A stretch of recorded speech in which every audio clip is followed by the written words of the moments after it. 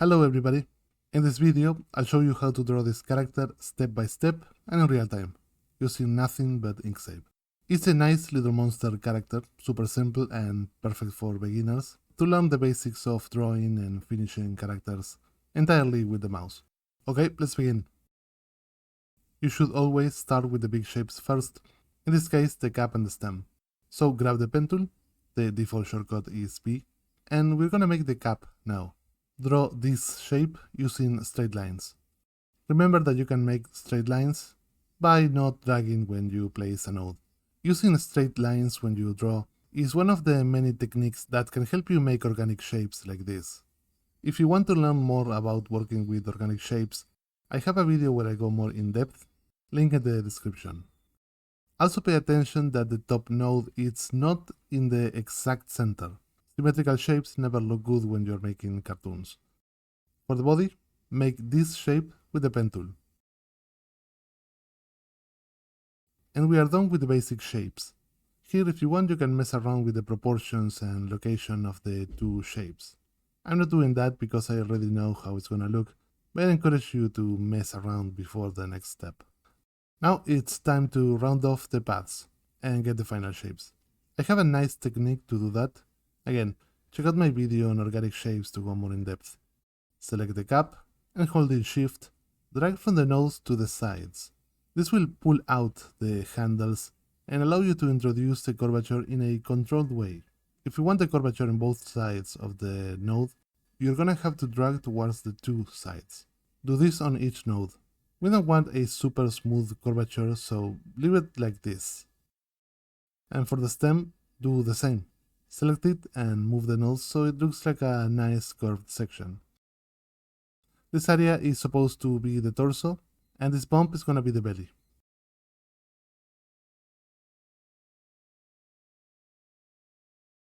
We got the two most important parts of the design done. Now let's add the legs and the arms. The legs are easy. Select the pen tool and make this rectangle shape. Because the leg is gonna be below the body, there is no need to finish the top. Draw the other leg, and now round it off. Switch to the node tool, and using the shift technique, smooth the corners a bit so it looks more organic. Not too much. Pull the nodes just a bit to smooth out the harsh corners.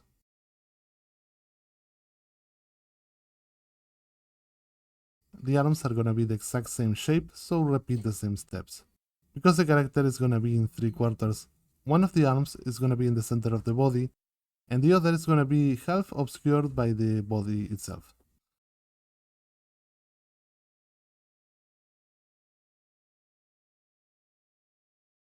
Let's refine the cap by adding the bottom area. This is gonna be easy. Grab the ellipse tool and make an ellipse on the bottom. We need to adjust it a bit. I wanted to show the back here at the right, so let's adjust it with the object tool. The default shortcut is S. Select the ellipse and mess around with the scale and rotation to make it look a bit like it is in here, where the left side touches the left corner of the cap and the right side you can see some space. Select the ellipse once again, and this time make two small vertically elongated ellipses for the eyes.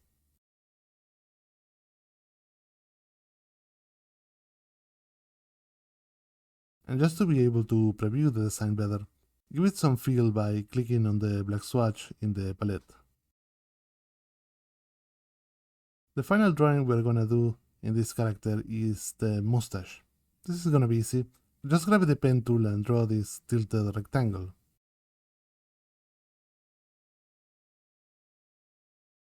To round it off, this time we're gonna use a feature of the node tool. So switch to the node tool and select these three nodes. Leave the one on the left corner alone. In the tool controls, click on this button to transform them into round type nodes. To make it look like a proper mustache, use the shift technique and drag it up and to the side to get the correct S shape here at the top. But this time don't drag from the other side, we want it to be a corner. Adjust the shapes if you need by moving a bit the nodes with the node tool. When you're happy with the shape, switch to the object tool, select it and hit Ctrl D to duplicate the shape. Then move it to the other side. We need to flip it horizontally, so with the shape still selected, hit the H key. And adjust them both so they look nice together. Soon we will merge them into a single shape. But for now, the drawing is done. If you feel like you need, you can still make some adjustments with the object tool, or retouch some things around before moving on to the next section. And another thing you should do before moving on to the next section is to like and comment. It helps to make this video more visible for people interested in learning Inkscape. Also, I make videos like this every week, so if you want more stuff on Inkscape and illustration, definitely you should subscribe and hit the bell. Well, moving on. Let's give it the colors. This will help us see some of the problems with some of the shapes later on. For this, we will need the fill and stroke dialog. Here I use the shortcut Ctrl-Shift-F. Let's start with the cap. Make sure it's selected and go to the Fill tab and click on the Solid Color button. Now, here you can pick whatever color you want, but for those who want to follow along as closely as possible, I'm gonna give you the HSL numbers so you can get the exact colors I'm using. Just input them on these boxes right next to the sliders. For the bottom of the cap, follow the exact same process, go to the Fill tab and select the solid option and give it this color. For the body, the hands and legs, give it this one. And now that we have color, it's obvious that we need to make some adjustments to the shapes. Let's start with the arm on the left. It's in front of the body, and it should be behind. So switch to the object tool, select it, and here you could use these buttons over here in the tool controls to send the shape below. But I think it's never too early to learn the shortcuts of the program you're using. The default shortcut to send the selected object to the bottom is End. Do the same with the two legs. The mustache should be a single shape. We're gonna join them using a Boolean union. With the object tool, shift select the two shapes to select them both, and hit the shortcut Ctrl and plus to perform the union. Now the two shapes are joined into a single one, just like we wanted, and since it's selected, you might as well give it some color. In this case, I went for this white swatch in the palette. The final problem with the shapes is that the stem overlaps the cap. The stem should be limited by the outer shape of the inside of the cap. To do that, we're gonna use another Boolean operation, this time a difference. But unlike with the union, we're gonna have to follow a bit of a procedure here. First, switch to the object tool and duplicate the ellipse shape. Just so you can see better, give it some random color. We want that everything that's above this shape to be cut off. The difference operation does that. It chops off the area where two shapes are intersecting. We need to modify the ellipse tool so it overlaps entirely with the area of the stem we want to delete. So with the ellipse tool selected, hit Ctrl-Shift-C. This will allow you to modify the shape. You have to do this with every built-in shape, otherwise it won't show the nodes. Anyway, now grab this node here at the bottom and move it up so the shape covers the entirety of the area you want to chop off. Now, just like you did with the mustache, just select the body and hit the shortcut Ctrl and minus to perform the difference. If everything went right, the top of the stem should be gone. Also, you may need to rearrange the order of the shapes. Use the page down and page up shortcuts to move the shapes up and down. Now we are finally ready to give it the final details, the shadow and other small refinements. And I want to begin with the line art. Select all the shapes with the object tool by dragging on the canvas and go to Stroke Style in the Fill and Stroke dialog. Here we want to change the stroke width on the first input box. Right next to the input box there is a drop-down. Set it to px so it's easier to work. And input a number that makes up for a nice and noticeable stroke all over. I cannot tell you the correct number here because I don't know the size you're working on. You'll have to eyeball it. One thing that bothers me is the leg on the right. I want this leg to be in front, and the easiest way to communicate that is by breaking the line on the torso. The simplest way to do that is to create a shape with the color of the body and no stroke, right on top of the line. So switch to the pen tool and make a small rectangle. Now for the color. Rather than copying the color of the body from before, we could just sample it with the dropper tool. The default shortcut for the dropper tool is D. Just click anywhere on the body and this should apply it to the shape. We need to remove the stroke, so click on the very first swatch in the palette while holding Shift to apply the swatch to the stroke rather than the fill. You can adjust the shape with the node tool to control how much of the line you want off. You should spend some time making some final shape adjustments with the node tool before moving on, making sure you like everything where it is. It's gonna get harder to make these adjustments later on.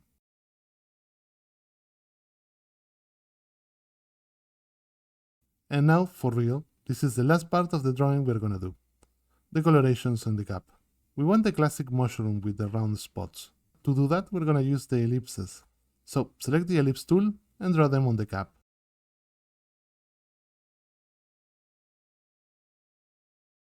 The problem is that the ellipse looks a bit too geometrical. To fix that, we need to mess up the shape. So with the ellipse tool selected, hit Ctrl-Shift-C, like before, to show the nodes. Now with the node tool, grab the nodes and move them slightly and adjust the handles a bit, not too much, to get a more uneven shape.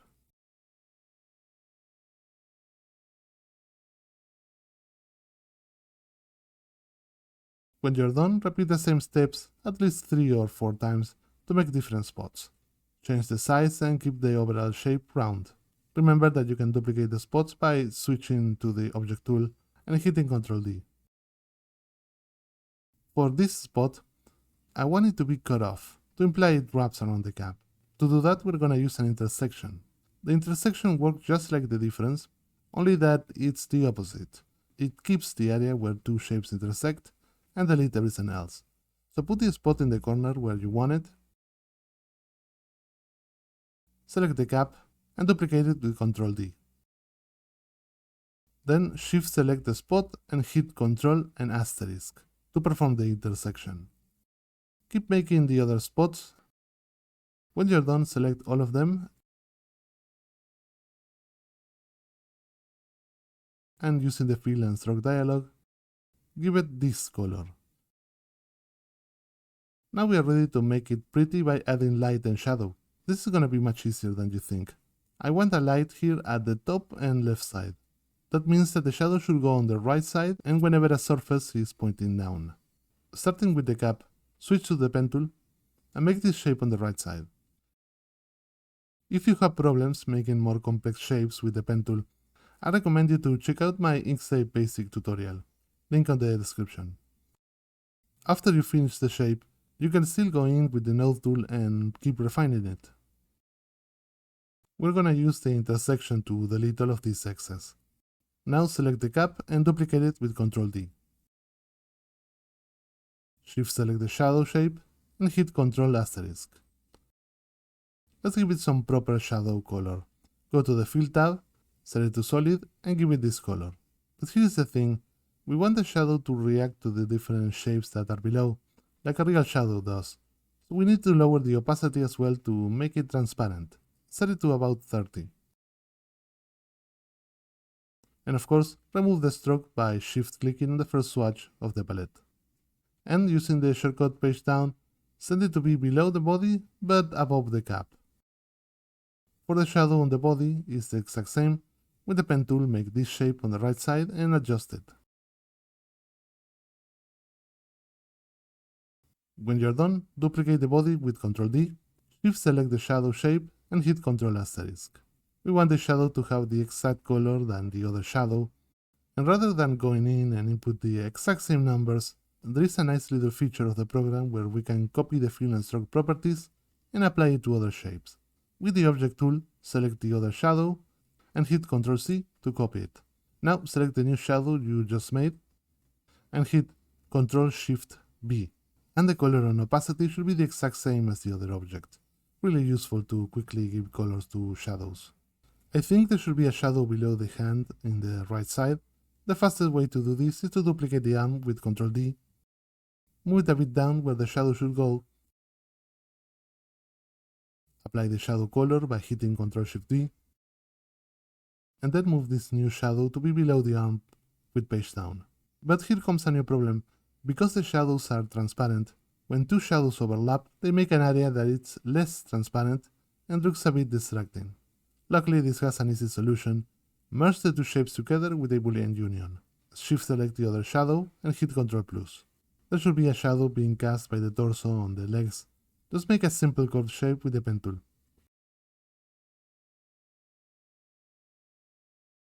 By now you should know how to limit the shapes inside of the leg. Just use an intersection with the leg. Shift Ctrl+V to paste the shadow color, and paste down to send it below the torso, but above the leg. For the other leg, repeat the same steps. But here we have another problem. Remember the little square that we used to break the line? Well, that messes up a bit with the transparent shadow. We cannot send it below because it clearly shows the patch. An easy solution is to merge the leg shadow with the torso one with a union. Now select the two and hit Ctrl and plus. Now the shadow can be left on top of the patch. The shadow for the mustache can be done just like the shadow of the arm. Duplicate it, move it down a bit, Ctrl-Shift-V to set the color of the shadow, and move it below with page down.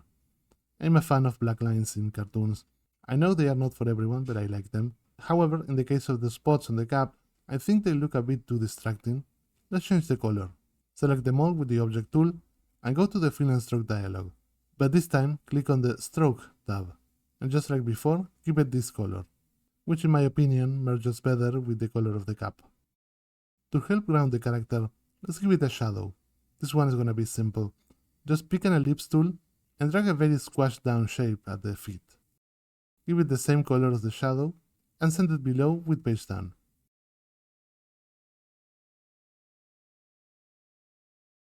As a final detail, I'm a big fan of giving it a thick stroke on the silhouette. I feel it makes it look more like a late 90s, early 2000s cartoon. To do that, we need to make the silhouette shape. With the Object tool, select everything except the shadow.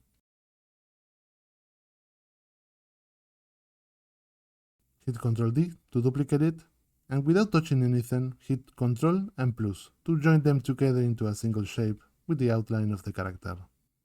With this shape still selected, send it below using the N shortcut. And with the shape still selected, go to the Fill and Stroke dialog, to the Stroke Style tab. Just like before, switch to PX and give it a nice and thick stroke, noticeably different from the other strokes. And we're done. If you want, it's still not too late to make some minor changes. Maybe play around with the position of the spots or the eyes or mustache. But for now, we are done with the tutorial. I hope you had fun and maybe learned a thing or two. I want to remind you that I make tutorials like this every week, so you should subscribe and hit the bell if you want more. And a like and comment will help me a lot as well. Also, check out my other step-by-step tutorials on the playlist in the description. Well, see you next week for more illustration tutorials. Bye!